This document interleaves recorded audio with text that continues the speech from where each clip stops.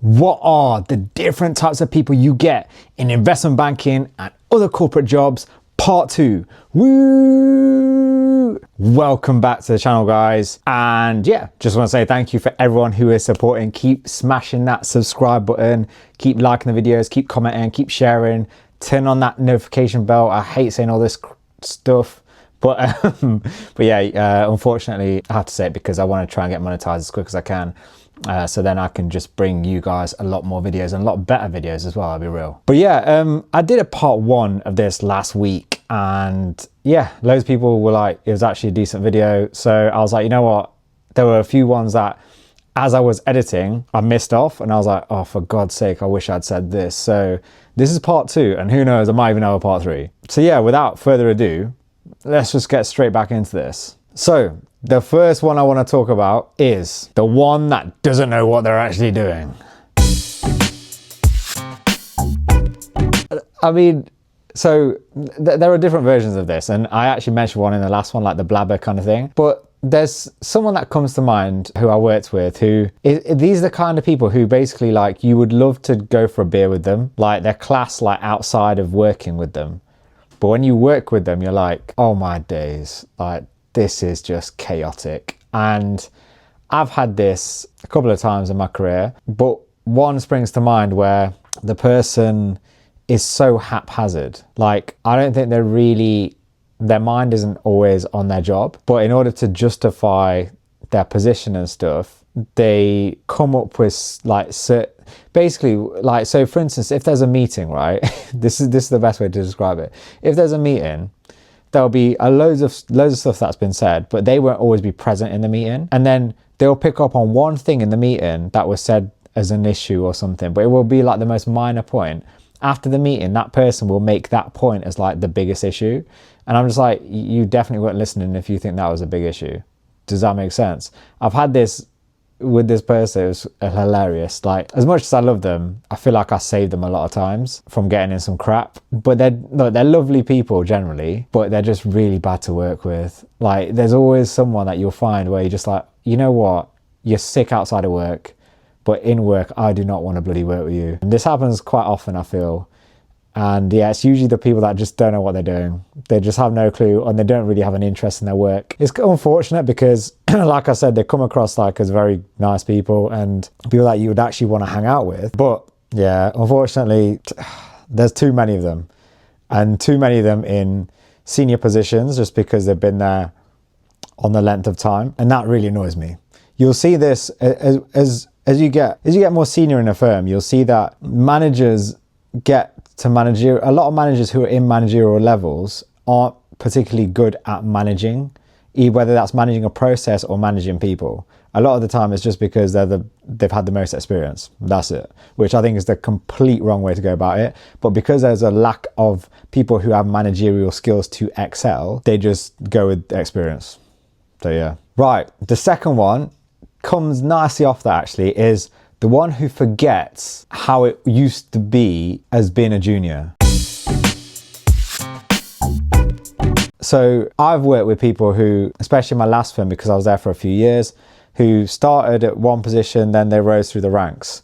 And one thing that I've realized is that when you're a lower rank, so if you're an analyst at a bank or whatever it is, or you literally an audit like first year, you'll get told to do things by a senior member who will always say, oh, this should only take like a couple of hours. But it usually takes you a lot longer than a couple of hours. And when you're an analyst, you get annoyed with that because you're just like, this has just put stupid pressure on me when they know it can't get done in that time. It's almost like they just forget about how long it takes. But I've had it where like people have literally got promoted and it's almost like, all right, I'm going to take advantage of this now. And they say the same stuff. I'm like, bro, last year you were in my position and now like you're acting as though like, and you've forgotten how long it takes to do certain things. That just annoys me. But you'll find this quite common, to be honest with you. And like I said, it's not just IB, you see it in loads of different, I saw it in audit, saw it in asset management as well, where there is a hierarchy. If it's more of a flat structure, you won't see it as much, but where there's a hierarchy where analysts, whatever, grads do a lot of the sort of manual work,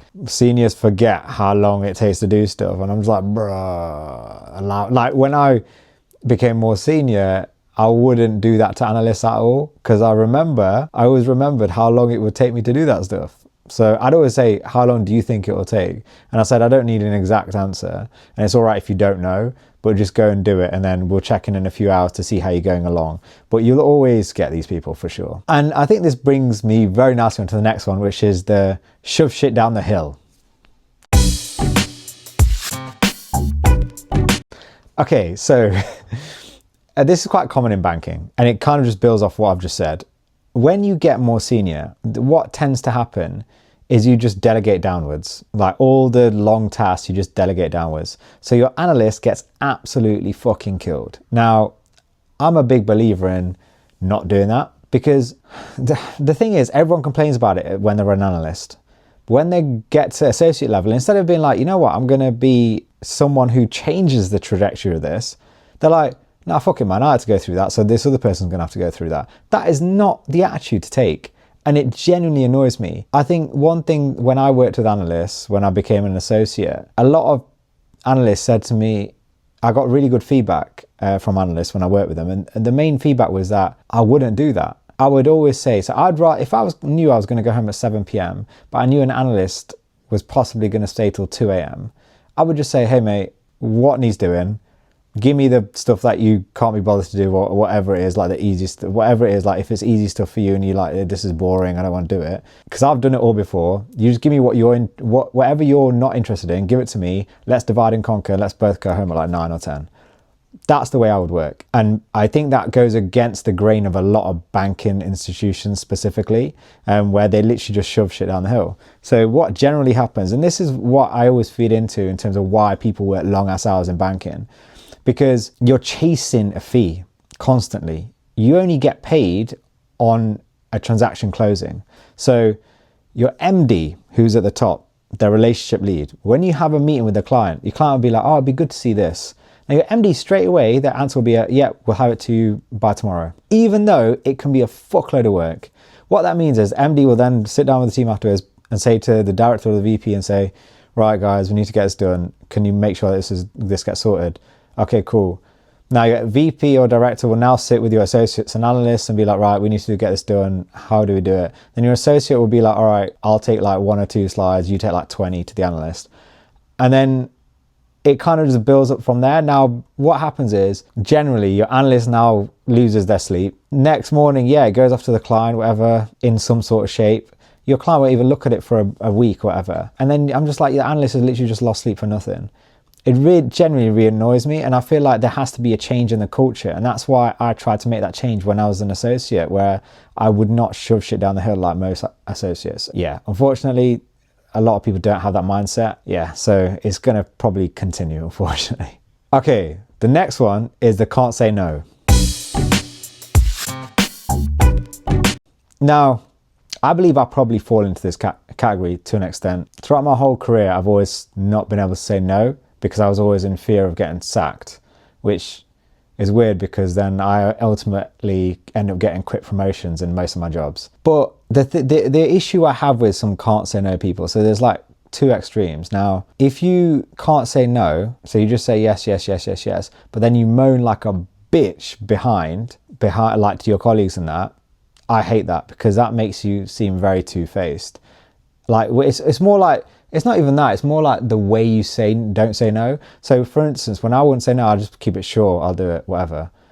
Where I've worked with some people who like will try and have laughs and like, oh yeah, no, it's fine. And then behind closed doors, they're like, oh my God, this is shit. Like, I can't believe I'm getting to do this. I'm like, bro, you were just laughing about 5 minutes ago. Whereas I was more like, won't say no. I used to, and I used to complain to myself, but I wouldn't ever really put it out there. That was the way I used to do it. Now, I'd say in my current role, I'm probably not like that.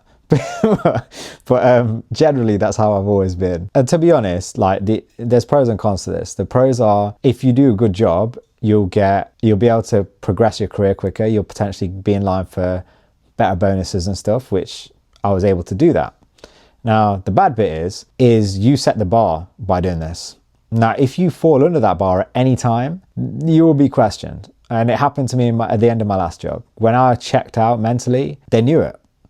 They knew that I'd always try and do extra. I was still trying to do extra, but I just didn't have the same energy that I had. and they could tell, but I was still doing more than other people. But it's because I set my bar so high initially.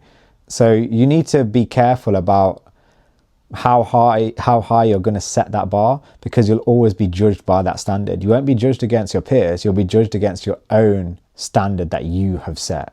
So be very, very careful when you're at the start of a job in terms of how you want to play it, because it can lead to good and bad things. The last one I have is the one that doesn't know when to talk and doesn't know when to shut the fuck up. Okay, so this one, I think this is just social EQ, to be honest, like social awareness, essentially. I think it's just understanding there's a time and place to talk. So there was someone who I've worked with in the past, I've worked with a few people where they'll just come and stand at your desk, even though they know you're busy, and just keep yapping. I'm a yapper, I'm not gonna lie to you. But I feel as though if someone's busy, I know not to bother them. I'll be like, all right, cool. I only yap when I feel like they're chill. But there's some people who don't understand that. Like, I will literally put my headphones in, and if I don't turn my body to speak to you, that means I am busy, fuck off, in a nice way. But some people don't get that. I used to work with someone who literally just won't shut up, and sometimes like, I'd be like, oh, I need to go to the kitchen to get some water. I look in the kitchen, if they're there, I'll be like, yeah, I'm just gonna wait 5 minutes. Or unless they're talking to someone else, and then I'll go. It's that long. You start trying to avoid people, especially like in a high intense environment like IV, or even other jobs. Like, sometimes you just need to focus, and some people, that's why there are pros and cons to working in the office. The pros are, I believe, in my eyes, I'm more productive if I've not got any like hard deadlines. I'm more productive in the office. If I've got like really close hard deadlines, I'm more productive at home, because I know that I can just lock in and no one can disturb me. But in the office, there's more of a casual feel, like people talk to each other and all this stuff. And sometimes I'm like, bro, just get the fuck away. I just need to do my work. But you'll find them people like who just don't know when to shut the fuck up. They're nice. They're generally really nice. Generally, yeah, on the whole, they're really nice people. But yeah, man, they just don't get. I don't know why they don't get it. I'll leave the video there. Hopefully, I've given you a bit more of an insight of people that you'll encounter just in corporate jobs as well. It's not just IB. But yeah, if there's any that I'm missing, please drop it down in the comments below. I'm always reading all the comments. I need to respond to a few. I will respond to all of them. But yeah, please, again, don't forget to subscribe. Don't forget to like, share, comment, all that good stuff. Turn on the notification bell. Trying to hit 1,000 subs as soon as we can, and get my watch time up as well, which is slowly going up. So thank you to everyone who is supporting. And yeah, if you've got any other video ideas or any things that you want to see, please, please, please let me know. And I will definitely release them as soon as I can. But yeah, until then, peace.